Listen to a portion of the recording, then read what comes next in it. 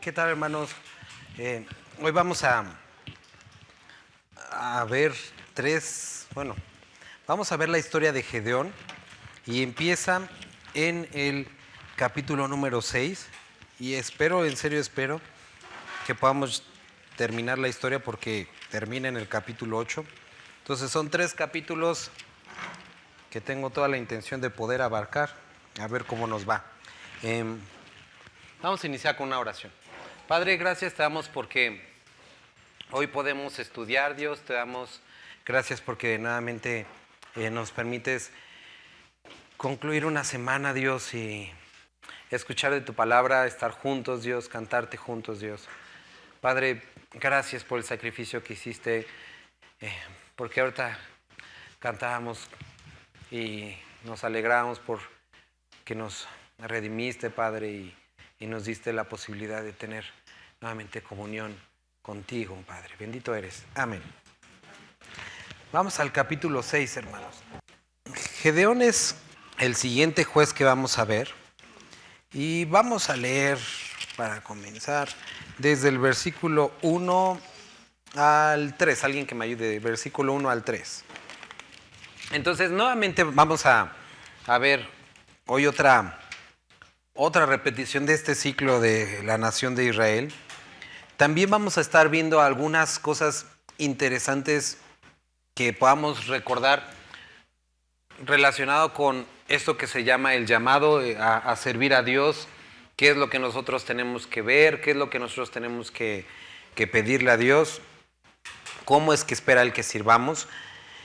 Pero inicia esto diciendo que volvieron a pecar y nos introduce 2 naciones, Madián y los amalecitas. Interesantemente, ambos estaban relacionados con Israel. Madián, lo podemos ver en Génesis capítulo 25, una de las esposas que tuvo Abraham fue Cetura, y fue hijo de Abraham con Cetura, Madián, y en el caso de los amalecitas son descendientes directos de Esaú. Entonces, ¿qué es lo que con qué iniciamos? Estas naciones son o fueron hijos, uno de Abraham, otros de Esaú. Nosotros vemos tanto de Abraham como de Esaú que desobedecieron este mandato de Dios de no tener más de una esposa. ¿Qué es lo que produjo? Que el fruto, vamos a llamarlo así, de este pecado, no lo vieron ellos inicialmente las consecuencias, pero varios cientos de años después, sus descendientes tuvieron que lidiar con estos asuntos, ¿no? Algo similar como cuando un papá muy bien intencionado dice, no, pues no creo que necesite hacer testamento, mis hijos no se van a pelear por lo que yo les voy a dejar. ¿Cómo de que no? Vemos generaciones y generaciones divididas por un terreno que ya ni vale a la mejor y que ya se lo quedó un vivo por ahí. Pero aquí vemos cómo el pecado no solamente trae consecuencias, volvamos a recordar, para nosotros, sino para los que nos rodean. Ahora, como ya hablamos en otras ocasiones, este no es el asunto ni el rollo de las maldiciones generacionales, son consecuencias que nosotros experimentamos y que otros experimentaron por nuestro pecado, ¿sale? Entonces, estas naciones, ¿qué es lo que estaba pasando? Que el pueblo de Israel sembraba, que empezaban a trabajar y cuando cosechaban, venían los de Madián, venían los amalecitas y les robaban todo, ¿no? Entonces, se había vuelto frustrante que entre más, o no importando si se esforzaban mucho, venían ellos y les robaban, y dice que empezaron a empobrecerse. Después, ¿alguien me ayudaría a leer del versículo 6 al versículo 10? Y vino el ángel de Jehová y se sentó debajo de la encina que está en Ofra, la cual era de Joás Abiserrita, y su hijo Gedeón estaba sacudiendo el trigo en el lagar para esconderlo de los madianitas. Y el ángel de Jehová se le apareció y le dijo, Jehová está contigo, varón esforzado y valiente. Y Gedeón le respondió, Señor mío, si Jehová está con nosotros, ¿por qué nos ha sobrevenido todo esto? ¿Y dónde están todas sus maravillas que nuestros padres nos han contado diciendo, ¿no nos sacó Jehová de Egipto Y ahora Jehová nos ha desamparado y nos ha entregado en mano de los madianitas. Y mirándole Jehová, le dijo, ve con esta tu fuerza y salvarás a Israel de la mano de los madianitas. ¿No te envío yo? Entonces respondió, Señor mío, ¿con qué salvaré yo a Israel? He aquí que mi familia es pobre en Manasés y yo el menor en la casa de mi padre. Jehová le dijo, ciertamente yo estaré contigo y derrotarás a los madianitas como a un solo hombre. Y le respondió, yo te ruego que si haya hallado gracia delante de ti, me des señal de que tú has hablado conmigo. Entonces, nuevamente nos dice que el pueblo de Dios se apartó, que pecó. ¿Y qué es lo primero que viene? Porque Gedeón estaba pensando en esto. Él dice que estaba en la zona del lagar. Generalmente cuando se cosechaba el trigo se iban a los lugares altos como montañas o donde corría el aire, porque separaban el grano de la cascarita, y entonces cuando lo levantaban volaba toda la cascarita y se caían los granos. Era la forma en la que ellos lo hacían. Pero si hacían esto, los de Madián se iban a dar cuenta que habían cosechado, iban a venir y les iban a robar las cosas. Entonces Gedeón inteligentemente se va a un lugar pues más oculto, abajo de las montañas donde no se puede ver, que era donde ellos exprimían o las uvas o el olivo para poder sacar el aceite. Entonces estaba ahí escondido, y cuando se le aparece Dios, le dice, estoy contigo, y él trae ciertos cuestionamientos que ya venía pensando. Ok, si Dios está conmigo, ¿por qué nos está pasando lo que nos está pasando? Si Dios está con nosotros, ¿por qué no vemos su poder? ¿Por qué no vemos sus milagros? ¿Por qué todas esas historias que nos contaron no están sucediendo? Ok, esto es algo que estaba ya pensando Gedeón y que seguramente era el pensamiento entre todo el pueblo. Pero antes de eso, nos dice que Dios envió un profeta para recordarles lo que habían querido olvidar. Ustedes se apartaron de mí. Y por causa de que se apartaron de mí, esto les está pasando. Y esa palabra que vemos primero respondía a todas las dudas que Gedeón tenía. Entonces, ¿qué es lo que nosotros tenemos que ver aquí? Nuevamente vuelven a pecar y Dios envía a estas naciones. ¿Para qué? Para que no puedan pecar a gusto. Para que su pecado no sea ni satisfactorio ni sea permanente. Y esto es algo que nosotros tenemos que entender cuando hablamos de las consecuencias. Las consecuencias de nuestro pecado no es el pago por nuestro pecado. Ya lo repetimos, pero lo vamos a repetir hasta que acabamos Jueces. Las consecuencias que tú experimentas y que yo experimentamos por el pecado no es el pago del pecado. Eso ya lo pagó Cristo. Son consecuencias. ¿Para qué? Para que en el amor, para que en la gracia de Dios no peques indefinidamente. Para que no peques satisfactoriamente ni tengas éxito pecando. Dios no quiere que te apartes de Él. Entonces, estas consecuencias que nosotros experimentamos son producto de nuestros actos, pero junto con las consecuencias, Dios siempre va a enviar su palabra. ¿Para qué? Para que podamos entender. Él les está describiendo, esto que sucedió es porque me abandonaron y yo se los había dicho. Ahora, Gedeón, lo vamos a ver más adelante, tenía un asunto personal con los madianitas que vamos a describir más adelante. Los madianitas habían matado a parte de su familia.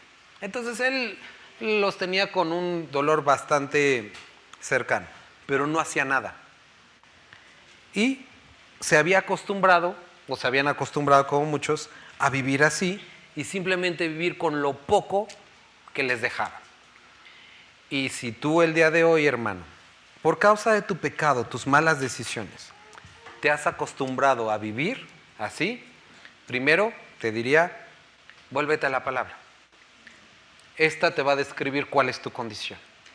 Pablo describe que ese es el porqué de la ley, describir quiénes somos nosotros.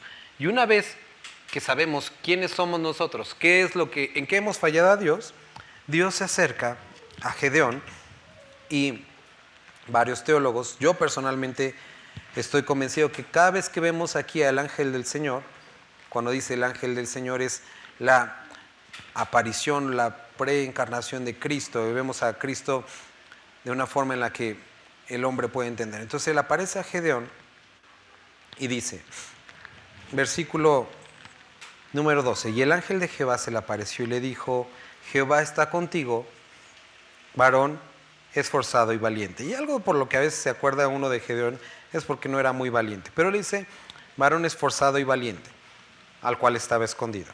Siguiente cosa. Gedeón le dijo, Señor mío, si Jehová está con nosotros, ¿por qué nos ha sobrevenido todo esto? Gedeón, estás experimentando las consecuencias de tus actos. ¿Y dónde están sus maravillas? Estaba aparecido delante de él. ¿Dónde está lo que nuestros padres nos han contado diciendo, no nos sacó de Egipto? Y Jehová ahora nos ha desamparado y nos ha entregado en mano de los madianitas. A veces somos muy dados, hermanos, a que cuando estamos metidos en nuestros asuntos como consecuencias, queremos echarle la culpa a los demás de nuestros actos. Queremos echarle la culpa a los demás de lo que estamos viviendo. Y queremos decirle a Dios, ¿por qué no me has ayudado? Ahora, Dios le pide lo siguiente. 14, ¿lo puede leer alguien? Y aquí, muy interesantemente, Gedeón empieza a hacer todos estos cuestionamientos y Dios le responde. No, no le responde. Se le queda viendo y le dice, ve con esta tu fuerza y salvarás a Israel de la mano de los madianitas. No te envío yo. Dios le describe cuál es la tarea que tiene que hacer. Salvar al pueblo de Israel. Lo envía y él empieza con preguntas acerca de, ¿yo? ¿Mi familia es pobre? ¿Soy el menor de mi casa? Y aquí Gedeón empieza como a dudar acerca de esto que Dios le está pidiendo. Y Dios le dice, el asunto no radica ni en cuánto dinero tienes, ni en cuántos años tienes, sino que yo estoy contigo y derrotarás a los madianitas como un solo hombre. Entonces, Dios le está dando la tarea a Gedeón de poder levantarse como un hombre valiente, esforzado y salvar al pueblo. Pero Gedeón no se consideraba ni valiente, ni esforzado, pobre y el menor, y no capaz de hacer esto. Dios presenta el mismo asunto que habla con Moisés. Eso que tú me dices que eres pobre, por supuesto que eres pobre. Menor, ya lo sé. Valiente y esforzado, yo veo lo que puedo hacer en ti. Pero el asunto no es eso. El asunto es que yo estoy contigo. Y cuando hablamos acerca del servicio al Señor, cuando hablamos acerca de vencer al pecado y caminar hacia donde Dios quiere, no se trata de cuántas veces lo hayamos intentado, ni la fuerza interior que tengamos, sino se trata de que Dios está con nosotros. Ahora, Gedeón le pide, oye, dame una prueba de que he hallado gracia delante de ti y que me estás hablando. Versículo 18. ¿Lo puede leer alguien? 18, 19, 20. Ok. Y después, versículo 21. Y extendió el ángel de Jehová el báculo que tenía en su mano, tocó con él la punta de la carne y los panes sin levadura, y subió fuego de la peña, la cual consumió la carne y los panes sin levadura. Y el ángel de Jehová desapareció de su vista. Viendo entonces Gedeón que era el ángel de Jehová, dijo, Señor Jehová, que he visto al ángel de Jehová cara a cara. Pero Jehová le dijo, pasa a ti, no tengas temor, no morirás. Y edificó allí Gedeón un altar a Jehová y lo llamó Jehová Shalom, el cual permanece hasta hoy en Ofra de los Abiseritas. Aconteció que la misma noche le dijo Jehová, toma un toro del hato de tu padre, y corta también la imagen de acera que está junto a él, y edifica altar a Jehová tu Dios en la cumbre de este peñasco, en lugar conveniente, y tomando el segundo toro, sacrifícalo en holocausto con la madera de la imagen de acera que habrás cortado. Entonces Gedeón tomó 10 hombres de sus siervos, e hizo como Jehová le había dicho. Mas temiendo hacerlo de día por la familia de su padre y por los hombres de la ciudad, lo hizo de noche. Por la mañana, cuando los de la ciudad se levantaron, he aquí que el altar de Baal estaba derribado y cortaba la imagen de acera que estaba junto a él. Y el segundo toro había sido ofrecido en holocausto sobre el altar edificado. Y se dijeron unos a otros, ¿quién ha hecho esto? Y buscando e inquiriendo, le dijeron, Gedeón, hijo de Joás, lo ha hecho. Entonces los hombres de la ciudad dijeron a Joás, saca a tu hijo para que muera, porque ha derribado el altar de Baal y ha cortado la imagen de acera que estaba junto a él. Y Joás respondió a todos los que estaban junto a él, ¿contenderéis vosotros por Baal? ¿Defenderéis su causa? Cualquiera que contienda por él, que muera esta mañana. Si es un Dios, contienda por sí mismo con el que derribó su altar. Aquel día Gedeón fue llamado Jerobal, esto es, contienda Baal contra él, por cuanto derribó su altar. Pero todos los madianitas y amalecitas y los del oriente se juntaron a una y pasaron por el campamento en el valle de Jezreel. Entonces el espíritu de Jehová vino sobre Gedeón. Y cuando éste tocó el cuerno, los abiseritas se reunieron con él y envió mensajeros por todo Manasés, y ellos también se juntaron con él. Asimismo envió mensajeros a Aser, a Zabulón y a Neftalí, los cuales salieron a encontrarles. Y Gedeón dijo a Dios: si has de salvar a Israel por mi mano, como has dicho, he aquí que yo pondré un vellón de lana, un pedazo de lana, y si el rocío estuviera sobre el vellón solamente, quedando seca toda la tierra, entonces entenderé que salvas a Israel por mi mano, como lo has dicho. Y aconteció así, pues, cuando se levantó de mañana, exprimió el vellón y sacó del rocío un tazón lleno de agua. Mas Gedeón dijo a Dios: no se encienda tu ira contra mí, y si aún hablare esta vez, solamente probaré otra vez con el vellón. Te ruego que solamente el vellón quede seco y el rocío sobre la tierra. Y aquella noche lo hizo Dios así, solo el vellón quedó seco y toda la tierra hubo rocío. Entonces, vemos aquí que Gedeón es llamado para servir al Señor. Este capítulo, generalmente cuando estamos estudiando la historia de Gedeón, muchos lo utilizan para poder justificar o poder hablar acerca de prueba a Dios, ponle pruebas para poder confirmar. Ahora, este no es el asunto del capítulo realmente. Lo que nosotros vemos es un hombre que tenía problemas con los madianitas. Los madianitas habían matado a parte de su familia, le estaban robando su cosecha y él le echa la culpa a Dios. Vivimos así porque no nos has rescatado. Ahora, tenía un problema él con todo esto que estaba sucediendo, pero no había tomado la decisión de hacer algo por eso. Y muchas veces como creyentes conocemos y entendemos acerca del pecado, tenemos problemas, tenemos consecuencias con el pecado, pero no tenemos la decisión para hacer algo. ¿Qué es lo que hace Dios? Trae su palabra. Como espero que puedas percibir que Dios lo está haciendo últimamente, hablándonos acerca de nuestro carácter, de la conducta que debemos de llevar como creyentes. Trae su palabra y después Dios se acerca a él. Esto es algo muy importante. Dios no está lejano a nosotros.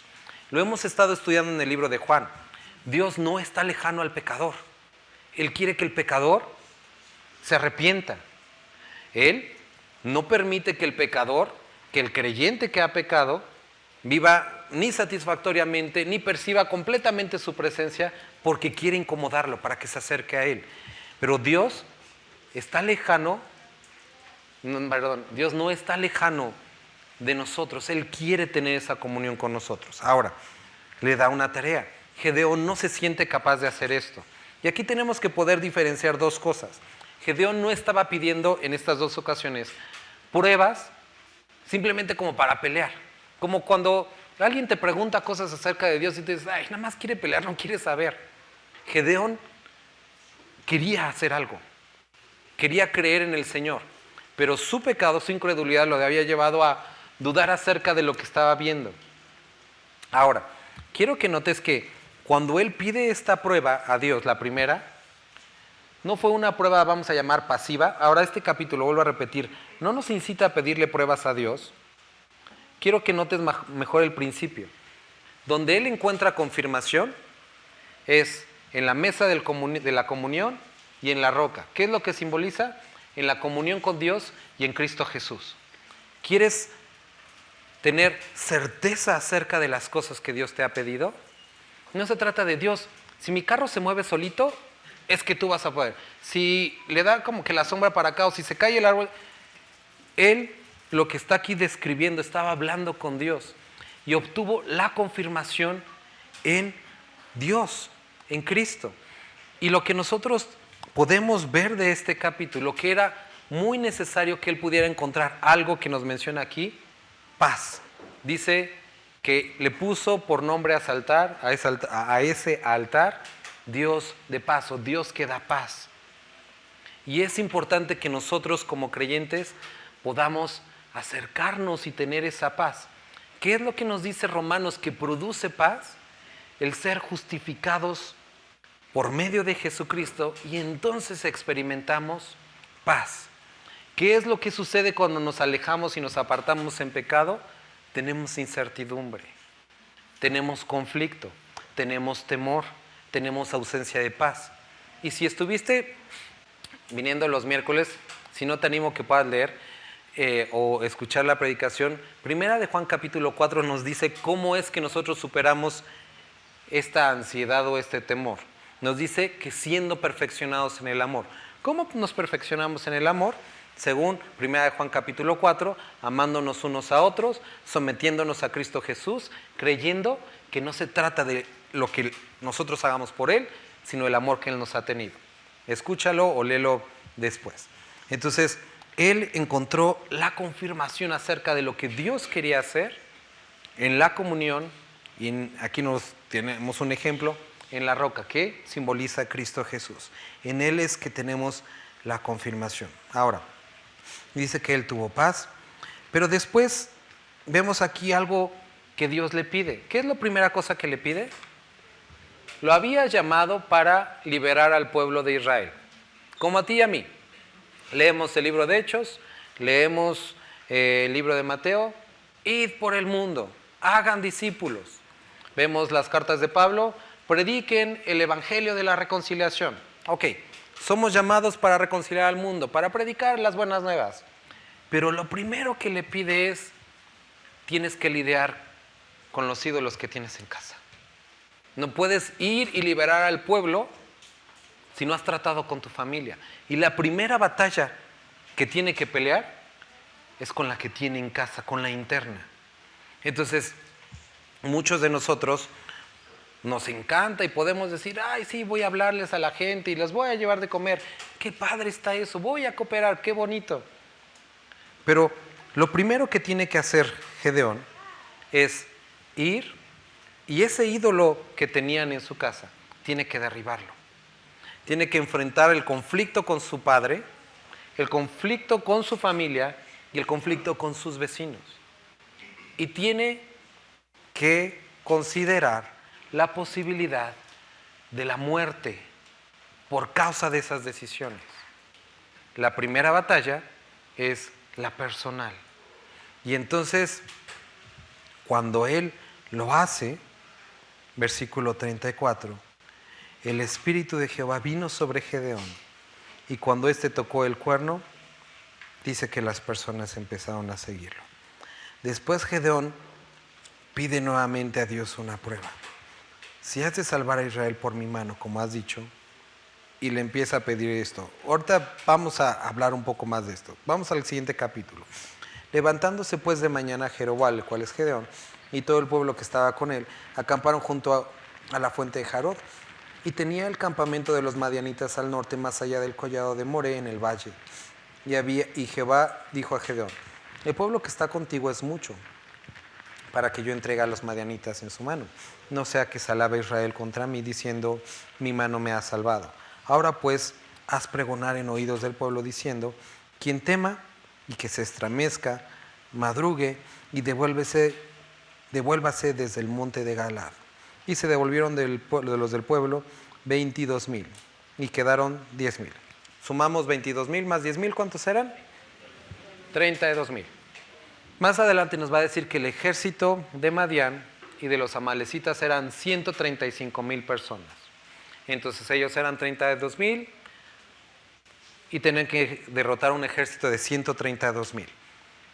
Primero Dios llama a Gedeón, le dice enfréntate con lo que estás en casa, y después lo lleva a enfrentarse contra toda esta nación. Ya estando ahí, le da un ejército limitado, 32,000 personas, pero cuando ya va como camino al campo de batalla, le dice, ¿sabes qué? Son muchos. Vamos a eliminar. Él dice, quien le dé miedo, quien no quiera ir a pelear, váyanse a su casa. Y se van, ¿cuántos? Ok, se quedaron únicamente 10,000. Y esto, si son 10,000 y tenían que enfrentarse a 132,000, ¿cuántos tendría que derrotar a cada uno? ¿13? ¿13.5? ¿Sí? Ok. Cada soldado tenía que enfrentarse a 13.5, ¿sale? Ya era algo bastante complicado. Después, nosotros vemos que Dios le vuelve a decir, son muchos. Vamos a hacer lo siguiente, vamos a llevarlos a tomar agua, y los que se avienten al agua así, metan la cabeza y que tomen el agua, esos no van a servir. Los que sirven son los que recogen el agua con la mano y toman así como perritos. Uno dice, bueno, está medio raro eso, ¿no? O sea, ¿por qué Dios le gusta que tomemos así y entonces ya vamos a servirnos el agua acá? Y entonces, de tener a los 10,000, se quedan en 300. Y era, pues, bastantes ya, 300 enfrentarse a 132,000. Que más o menos, ¿cuántos serían? Como 400 por persona tenía que derrotar, ¿no? Entonces, los madianitas, y habiendo, entonces Jehová dijo a Gedeón, con estos 300 hombres que lamieron el agua os salvaré, y entregaré a los madianitas en tus manos, y váyanse todos los demás, gente cada uno a su lugar. Y habiendo tomado provisiones para el pueblo y sus trompetas, envió todos los israelitas cada uno a su tienda, y retuvo a aquellos 300 hombres, y tienen el campamento de Madián abajo en el valle. Dice, aconteció que aquella noche Jehová le dijo, levántate y desciende al campamento, porque yo lo he entregado en tus manos. Entonces le dice, levántate, es hora. Pero, si tienes temor de descender, baja tú con fura, tu criado, al campamento. Entonces, tienes los 300, pero Dios le dice, ve tú solo. Y si te da miedo, llévate a uno más. Lo cual no era bastante ayuda, pero, nos damos cuenta que aquí Gedeón tenía miedo. Dice, y oirás lo que hablan, y entonces tus manos se esforzarán, y descenderás al campamento. Y él descendió con fura a su criado hasta los puestos de avanzada. Y entonces cuando llega ahí, empieza a escuchar, primero ve toda la multitud, todos los camellos, todo lo difícil, pero empieza a escuchar lo que estaban platicando los soldados. Versículo 13. Y uno dice, soñé un sueño. Veía un pan de cebada, un pan de pobres, que únicamente era lo que comían los pobres, que rodaba hasta el campamento de Madián, y llegó a la tienda y la golpeó de tal manera que cayó, y la trastornó de arriba abajo, y la tienda cayó. Y su compañero respondió y dijo, esto no es otra cosa, sino la espada de Gedeón. Entonces, identificaban a Gedeón con un pan de pobres. No era como una escena muy valerosa, pero escuchó esto, que ellos de alguna forma habían soñado que los iban a derrotar. Dios ha entregado en sus manos a los madianitas con todo el campamento.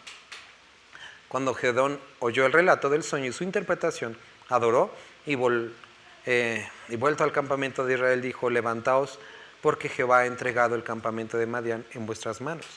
Y repartiendo los 300 hombres en 3 escuadrones, dio a cada uno trompetas en sus manos y cántaros vacíos con teas ardiendo. Entonces un cantarito con una velita dentro, con una lamparita dentro de los cántaros, y les dijo, miradme a mí. Y subraya, miradme a mí, y haced como yo hago. Entonces fueron, y dice que cuando él tocara la trompeta, versículo 18, ustedes la van a tocar las trompetas, y diréis por Jehová y por Gedeón. Y llegaron a ese lugar, nos rodearon, Gedeón tocó la trompeta, y rompieron las teas, o el cantarito, y se quedó nada más la vela. Y cuando los 300 tocaban, versículo 22, las trompetas, y Jehová puso la espada de cada uno o contra su compañero en contra, el ejército huyó hasta Betsaida en dirección de Cerea, hasta la frontera de Abel, y los persiguieron y los derrotaron. Ok. Entonces, nuevamente, Gedeón es llamado, tiene dudas tiene conflictos con su pasado, con lo que estaba sucediendo. Dios le dice, ustedes se alejaron. Encuentra esta confirmación y esta paz en Dios. Después lo primero que le pide es, primero lidia con lo de adentro, primero lidia con lo de tu familia, lo llena con su Espíritu Santo y le pone recursos limitados. La razón es, no quiero que te envanezcas, que pienses que eres tú. Porque recuerda, ¿de dónde te saqué? Estabas escondido. A pesar de que habían matado a tu familia, no tenías el valor para levantarte e ir en contra de ellos. No tenías el valor. A pesar de que ese pecado, que lo que había hecho o lo que estaba insinuando el enemigo en tu vida, estaba afectando a tu familia, no tienes el valor si no es conmigo. Entonces pone esos recursos y empieza a reducir a los soldados hasta que llega al asunto del agua. Me gustaría comentar, aquí hay algunas explicaciones que han dado. Y elegí estas porque me gustaron y se me hicieron relevantes para el día de hoy. Muchos mencionan que Dios eligió a los, por ejemplo, a los que recogían el agua con la mano, porque los que se metían completamente al agua eran aquellos que estaban haciendo algo necesario, pero estaban invirtiendo tiempo innecesario en hacer lo necesario. Y suena bastante lógico. Aquellos que Dios usa son aquellos que no invierten tiempo innecesario en lo necesario. Hay muchas cosas necesarias. Comer, trabajar, comprar ropa, tener un transporte, pero no invierten tiempo innecesario en cosas que son necesarias. Que invierten su vida en obtener aquello que Dios puede dar. Otra de las explicaciones es que estos que recogían con la mano no habían perdido la vista del objetivo, sino que estaban constantemente vigilantes. Entonces, mientras estaban haciendo lo necesario, seguían vigilantes de lo que Dios les había puesto a hacer, que era la batalla, lo cual también suena bien. Y la última, que a mí me gustó, es que estos que no se metieron bien al agua, sino que medio se arrodillaron, eran los gorditos, los que tenían dolores de rodillas, los de 40 para arriba, que no podían agacharse bien y entonces tenían que hacer un esfuerzo para tomar agua. A mí me gustó más porque describe los menos capaces para hacer el trabajo. Y si ven, esto es algo de lo que está tratando de presentar este pasaje. Gedeón no era valeroso, estaba escondido. A pesar de tener conflictos personales con los madianitas, no había hecho nada. Lo llama y Gedeón tiene que preguntar, asegurarse. Y Dios pone paz en él. Dios lo llena con su espíritu, le da el respaldo para vencer a lo de su familia y aún así tiene que asegurarse. Un hombre con muchas dudas, con muchas incertidumbres. Pero que Dios, aún sabiendo eso, en su gracia no lo desechó. Sucede algo similar con Tomás. Tomás había andado con Jesús. Y Tomás dice, si no veo sus marcas, si no pongo mi mano en su costado, no voy a creer.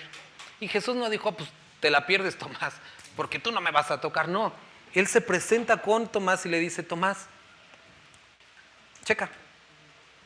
Él es propicio a sus necesidades. Y vemos a un Dios de la misma forma. Ahora, Él, siendo un hombre débil y como temeroso, seguramente necesitaba un ejército abundante, pero Dios va quitando toda posibilidad para que Gedeón se sienta cómodo en sus fuerzas. Y lo sigue poniendo en dependencia, quitando de 32,000 a 10,000 a 300. Ahora, estando los 300, le dice, ve tú y tu siervo, y escucha, y ve. Y entonces Gedeón baja, ¿y qué es lo que sucede? Que él tiene una evidencia de lo que Dios había hablado a su corazón.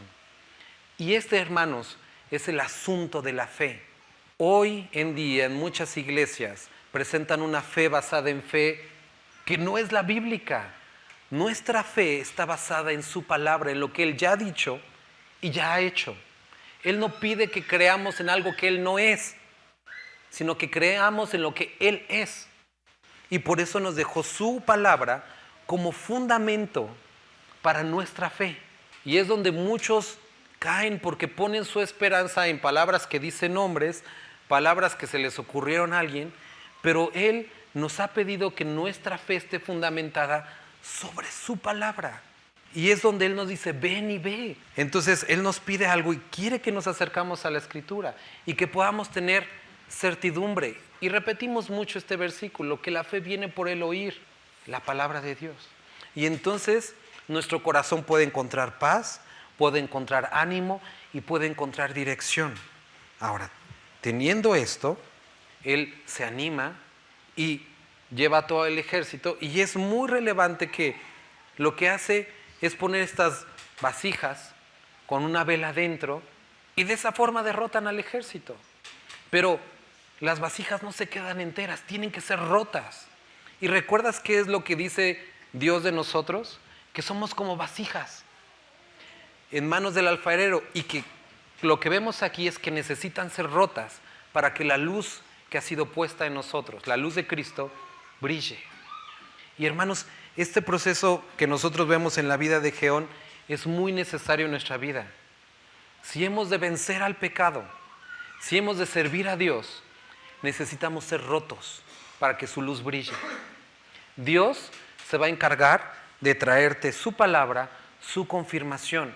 Y aún en tus dudas y deficiencias, Él es fiel. Y Él va a hablar a tu vida.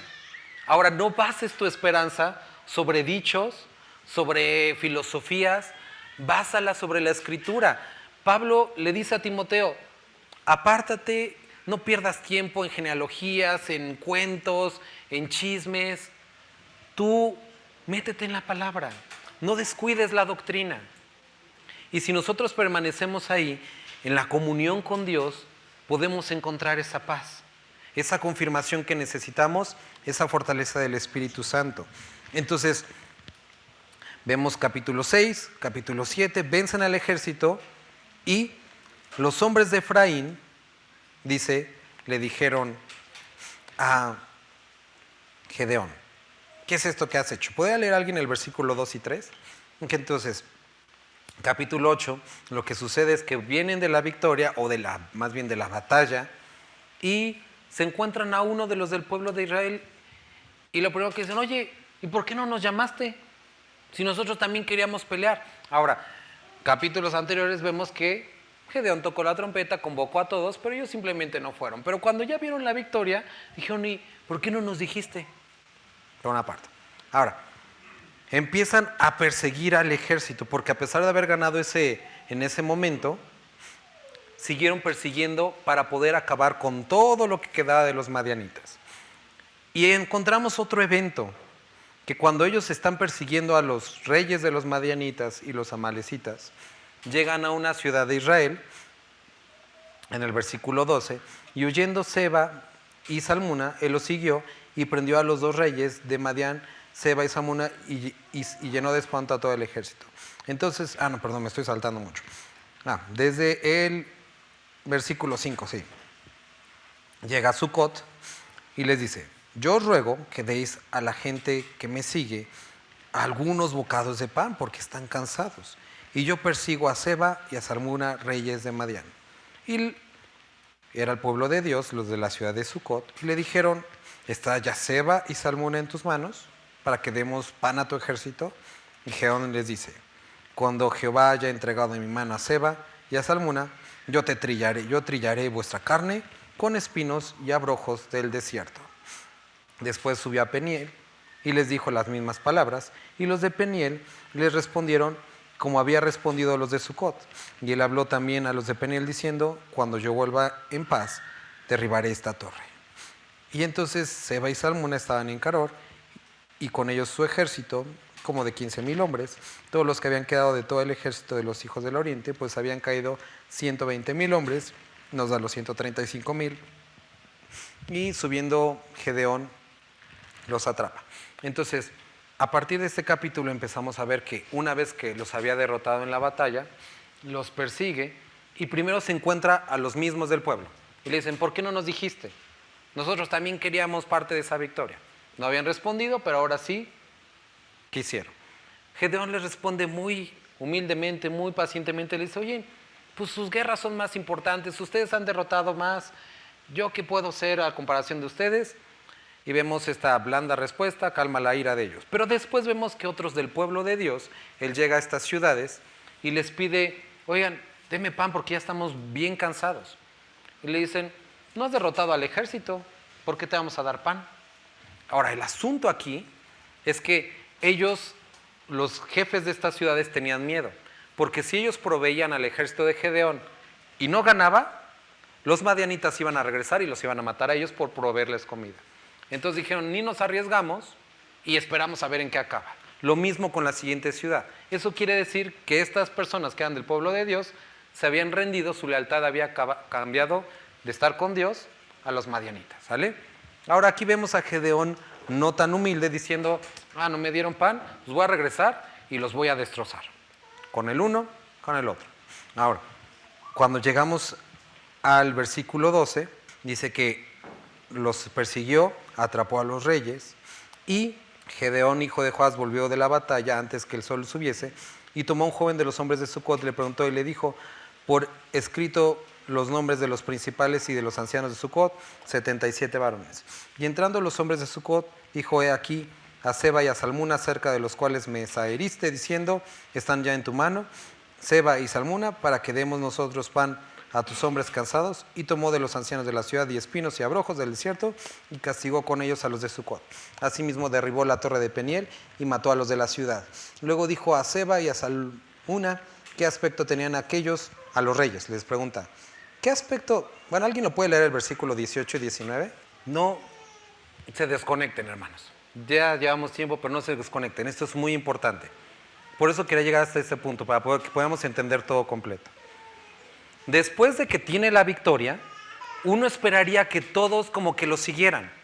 Pero vemos primero que unos le dicen, ¿por qué no nos dijiste? Yo tengo otra forma de que lo pudimos haber hecho.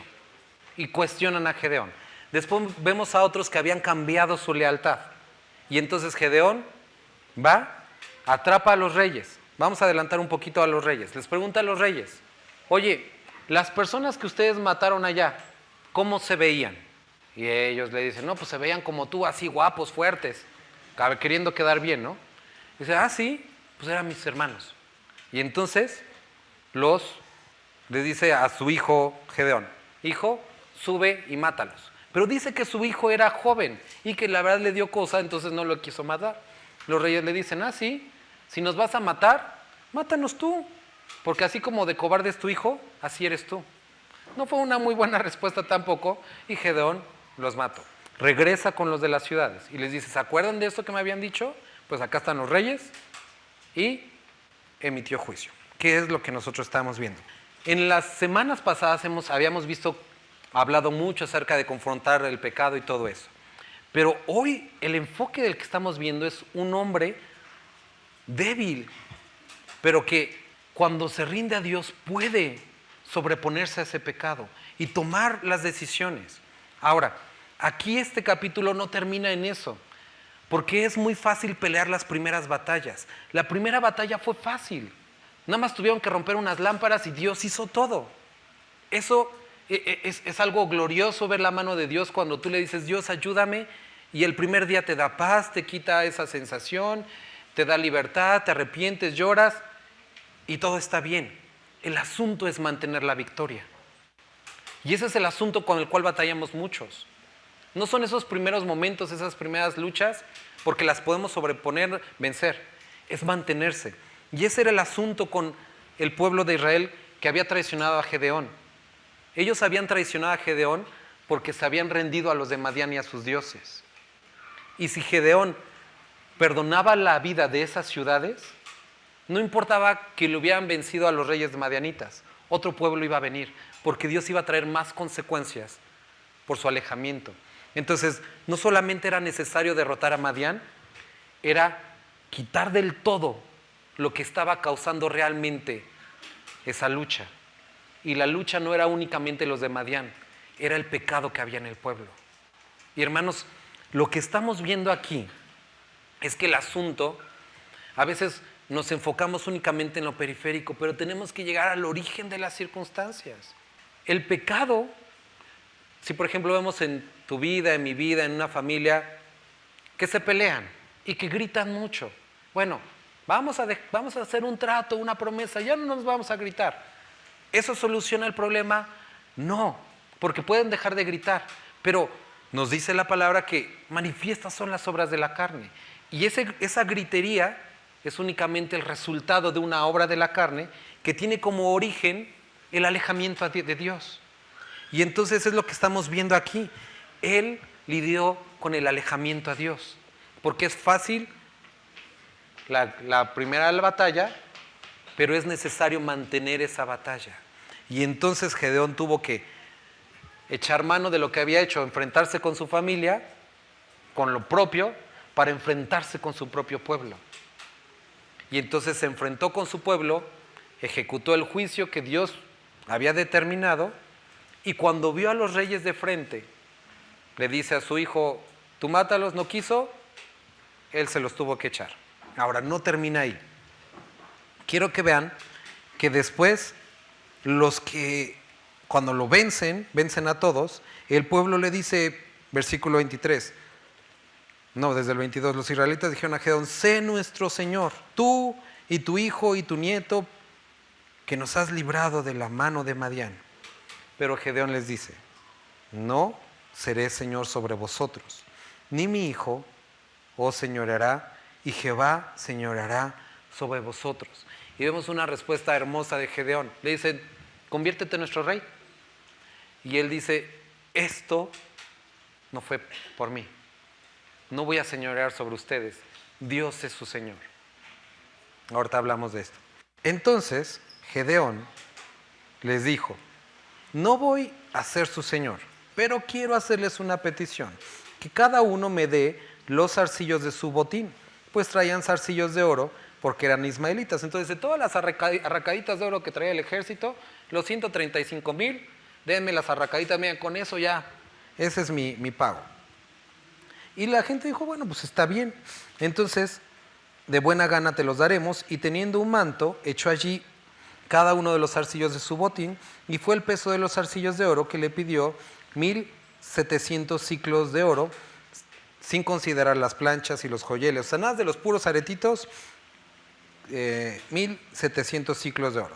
Si hace la conversión, son 29 kilos de oro, más o menos al precio de oro de hoy. Estamos hablando de 3 millones de pesos en puros aretes, ¿sale? Entonces, no fue poca cosa que pidió Gedeón, más todo lo que nos describe aquí. Ahora, podemos seguir viéndolo aquí muy bonito. Dice que con todo esto que juntó Gedeón, también pidió los collares que traían los camellos, unas lunetas, y ahí empezamos a ver los vestigios del Islam, porque Alá realmente es el dios de la luna, es un dios pagano, que después lo medio cambiaron, medio maquillaron, y Gedeón hizo de ellos, de todo esto que juntó, un efod. Y dices, órale, qué buena onda, ni siquiera para él, ¿no? Juntó, hizo un efod, pero aquí nos empieza a decir un problema. Y todo Israel se prostituyó tras ese efod en aquel lugar, y fue tropezadero a Gedeón y a su casa. Así fue subyugado Madián delante de los hijos de Israel, y nunca más volvió a levantar cabeza, y reposó la tierra 40 años en los días de Gedeón. Y luego Jerobal, hijo de Joás, fue y habitó en su casa. Y tuvo Gedeón 70 hijos, le echó ganas el Gedeón, que constituyeron su descendencia, porque tuvo muchas mujeres. También su concubina, que estaba en Siquem, le dio un hijo y le puso por nombre Abimelech. Entonces, en diferentes ciudades tendría diferentes mujeres. Y murió Gedeón, hijo de Joás, en buena vejez, y fue sepultado en el sepulcro de su padre, en Ofra de los Abieseritas. Pero aconteció que cuando murió Gedeón, los hijos de Israel volvieron a prostituirse yendo tras los Baales, y escogieron por su dios a Baal Beré. Entonces dice, yo no voy a ser su señor, no voy a ser su rey. Nada más deme estos, hacemos el efod, y posiblemente vamos a creer en la buena intención de Gedeón. Quiso hacer esto como para, esto no se trata de una monarquía, se trata de un sacerdocio. Recuerden el templo, recuerden a Dios. Pero el pueblo empezó a adorar ese efod. Y dice que fue tropezado para su casa y para él. Y después nos dice que Gedeón tuvo 70 hijos, muchas mujeres. ¿Por qué se caracterizaban los reyes en la época? Muchas mujeres, mucho oro. ¿Qué les dijo Dios? Que los reyes no acumulen mucho oro, que no tengan muchas mujeres y que no tengan muchos caballos. Y Gedeón dijo, yo no voy a ser su señor, no voy a ser su rey, pero me voy a comportar teniendo muchas mujeres y mucho oro. Y podemos ver que durante el tiempo en el que Gedeón estuvo en la batalla, se mantuvo siguiendo al Señor. Pero en el momento de paz, se apartó. Y me gustaría que pudiéramos considerar esto. Mientras había conflicto, mientras había permanencia, mientras había la necesidad de la dependencia, Gedeón estaba caminando. Pero cuando tuvieron paz, Gedeón se apartó. Y esos son los momentos en los que es más peligroso para el creyente. Aquellos momentos en los que se percibe tranquilidad y que todo está bien. En los momentos de ocio, en los momentos cuando estás tranquilo. Porque te aseguro que cuando tienes dificultades, cuando tienes enfermedades, cuando tienes premura, buscas al Señor. Pero tienes momentos de tranquilidad y son momentos propicios para eso. ¿Quiere decir que no deberíamos de tener paz? No. Quiere decir que tenemos que estar alertas. Tenemos que tener alertas con esa falsa piedad. Posiblemente Gedeón, y solamente digo posiblemente, no conocemos las motivaciones, no quiso ser rey por lo que implicaba. El no poder tener oro y el no poder tener mujeres. Y muchas personas dicen, es que yo no quiero servir porque no ando muy bien. Hermano, anda bien. Acércate al Señor. Rinde cuentas. Que los demás conozcan tu vida. Es que yo no quiero involucrarme mucho porque como que me falta. Pues estudia. Acércate al Señor. Cambia. Y sabemos que este era el tiempo de de jueces, pero él esquivó, o podemos pensar que llegó a esquivar esta responsabilidad por lo que tenía planeado, o porque quiso demostrar una piedad. Pero aún en sus momentos de vamos a hacer un efod, algo muy espiritual, confundió algo. El acercamiento, la espiritualidad no tiene que ver ni con monumentos ni con asuntos materiales. Tiene que ver con la búsqueda de Dios, lo que había sucedido en su premura, en su carencia. Y muchas veces queremos o relacionamos la espiritualidad con cosas materiales, con asistir a una iglesia. Vamos a construir una iglesia más grande y ahí va a estar Dios. No, vamos a dedicar más tiempo a buscarlo. Vamos a orar. El lugar eso no interesa. Pero ¿qué es lo que ha hecho la iglesia el día de hoy? Lugares más grandes, eventos o reuniones más sofisticadas o complicadas, con una logística más compleja, y pensamos que en eso podemos ver más a Dios. Pero no fue así. Y los que tienen tiempo en el Evangelio, tienen años en el Evangelio, no me dejarán mentir. Antes, podías experimentar la presencia de una manera como muy, muy evidente, con una guitarrita desafinada, sin bocinas, con calor, bajo un árbol. Y hoy muchas veces, y no está mal, pero toda la producción que le ponemos a eventos es eso, tratar de sustituir que la presencia de Dios ya no está, tratar de justificar. Y tenemos que ver que Dios quiere usar y puede usar a los hombres y a las mujeres más débiles y con más carencias. ¿Qué es lo que pide de ellos? Aléjate de tus pecados, derriba tus ídolos, confía en mí, depende de mí. Y cuando yo te dé la victoria, permanece en ella. Erradica completamente la posibilidad de volver atrás. Y cuando experimentes paz, no te olvides del Señor. Gedeón olvidó al Señor. ¿Y qué sucedió? Que la siguiente generación también lo olvidó. Pensemos en eso. Vamos a orar. Padre, gracias por la oportunidad de haber abarcado estos 3 capítulos y haber escuchado tu palabra. Mi Dios, te ruego por cualquiera de los que estamos aquí, Señor, que el día de hoy tu palabra haya confrontado, que puedan perseverar, que no les sea suficiente el haber tenido una pequeña victoria, sino que permanezcan en ti y que permanezcan en esa dependencia completa y total. Te lo rogamos en el nombre de Jesús. Amén.